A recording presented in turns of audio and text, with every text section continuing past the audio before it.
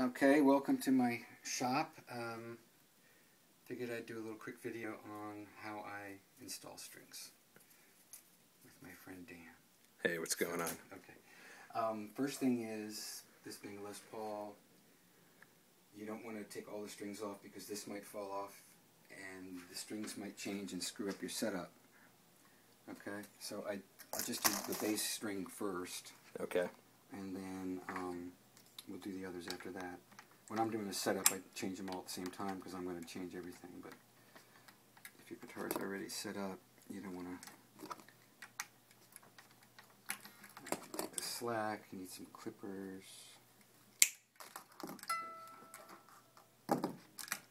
Now, when you change the strings, does that ever alter the setup? That's why I'm trying to do this E string first to minimize that problem on this particular guitar. On the Strat, you don't have to worry about it because nothing can move. But on this thing can fall off, and then these guys wiggle and they screw themselves down out of position. Right. So that's all. I'm just doing a little precaution so that the bridge doesn't fall off. So we've got the low E string, and you're making life difficult with your string arrangement here. Alright. So the low E string has a lot of windings, and they act as their own lock, in my thinking. So I line up the holes this way, the string hole, and I simply, you're going to have to move the camera, maybe it would come around this side. Okay. I just come around once, and I hold the stack down with my thumb, and I go over the stack very deftly, like that. Give it a good solid tug, and then I bend it, and then I cut it off. Okay, so then I give it a little. Now, you have two wraps. They're below the hole, so they're pushing up. Okay. The string's coming down at the bottom of the wraps. It gives you a good string angle here. Upward pressure pushes on this. This is bent.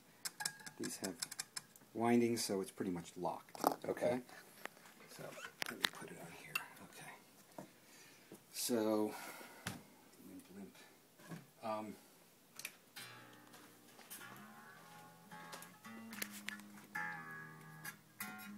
Okay, so now it's at E, well, and we give it a tug, and give it a stretch.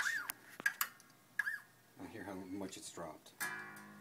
Right. Okay, so you have to stretch them, because they won't stretch on their own. I've seen strings that were 3 years old and still weren't stretched. Steel strings. Nylon strings, you don't stretch them. Steel strings, you do. And you just keep doing it until it stops dropping in pitch. Something clicked over here. So. Okay.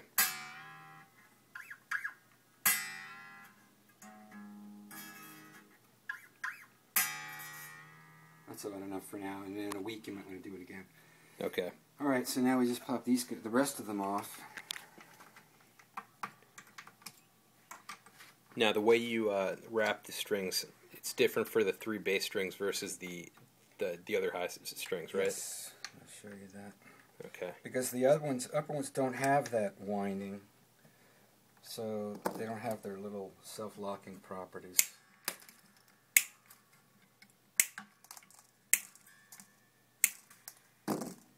Yeah. Yeah, if you can, do one of the high ones, and then I'll cut the video. Okay. Because the longer it goes, the longer it's going to take to upload. Alright. Well, let's leave that for now and just do the high E, and I'll demonstrate the locking. Can you turn it off while I fiddle with stuff and then turn it back on? I could stop the video and then do a part 2. No, that's right. We don't want to do that. This isn't going to take that long. Okay, so for the higher strings, like I said, they don't have these windings.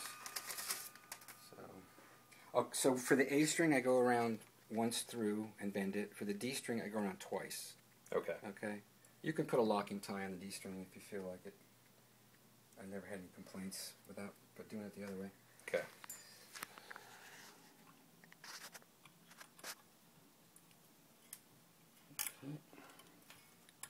Alright, now this thing, what you do is you line up the holes like this.